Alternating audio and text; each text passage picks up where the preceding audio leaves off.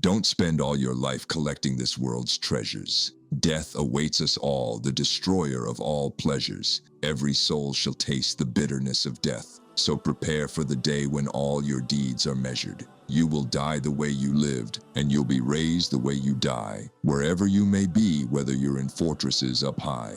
Perfectly on cue, right at its appointed time.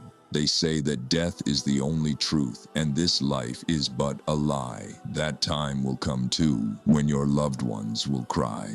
Voices trembling as they inform your relatives late at night. So sad you had to go. You were such a nice guy. They said it wasn't your time, but that's not up to you and I. People will gather at your home when they hear the news of the calamity, standard formality expressing their condolences to your family. The movement of time is nothing more than an erosion of existence in this dunya. So fulfill your faraid, renew your intentions, and hold on to the Prophet's sunnah, because time waits for no man, so why should it wait for you?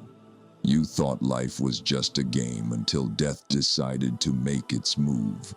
You were given chance after chance, but now it's too late for you. You procrastinate to prostrate to the one that created you. You see, time is killing us while we think we're killing time. The place where you'll be buried has already been assigned. We deal with death like it's doubtful when the promise is divine. Will you be satisfied when you're lying in a space that's confined? Uthman ibn Affan would cry every time he'd see the grave, the possessor of two lights. May Allah be pleased with his slave. He'd say that the grave is the very first step into the Akhirah. Who's successful in the Kaaba will be successful all the way. But these days we just laugh and joke in the cemetery. Some don't even visit, believing this unnecessary. Brother, don't forget that even your life is temporary. Don't live your life like death is not in your vocabulary. Others use the term death-defying, but nobody's ever defied death.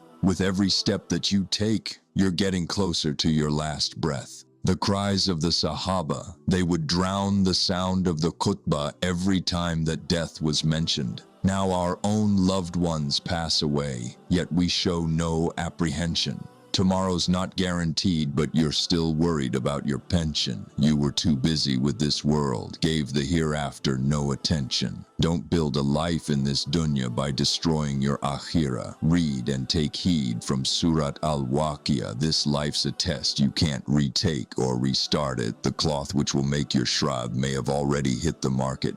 O son of Adam, you're only a number of days, and whenever a day passes, part of you passes away. You're a traveler in this world, brother, you're not here to stay, so prepare for the day when your own limbs will have their say. You will regret every moment that you chose to disobey. Imagine standing before Allah while your deeds are being weighed. When people gave you advice, you didn't give them the time of day you thought you'd practice when you're older, but it didn't go your way, so we laid you to rest, right side facing the Kaaba. I just pray the last words on your lips was a shahada. Friends and family turn up to pray your janazah. If anyone could escape death, it would have been the prophets and Sahaba. Hear the footsteps of your friends as they walk away from your Kaaba. Your family is in pieces. May Allah grant them sabr. No should've, would've, could've. Now you can't blame it on Qadr. Spoke as if you fought at Badr but didn't get up to pray Fajr. Shaitan may have whispered in your ear, but it was still your own decision. Now you're wishing you spent your whole life in a state of submission to angels appear, and they ask you 3 questions. Who is your Lord? What is your religion? Who was your prophet? I pray you state the right answers. Love for this world is a disease. It's a sickness worse than cancer, because if you dislike to meet Allah, Allah dislikes to meet you. Remember, you have an open enemy that will try to defeat you. Shaitan won't leave you alone. He'll try and misguide you to the end, so if you're losing the battle to him now, then tell me, what will you do then? Once the angel of death takes your soul, it will be too late to repent. His advice to myself, first and foremost, we all need to make amends. Don't want your soul to leave your body like a thorn branch ripping through wet wool. The world is small, our desires are large. The dirt will ensure we're finally full.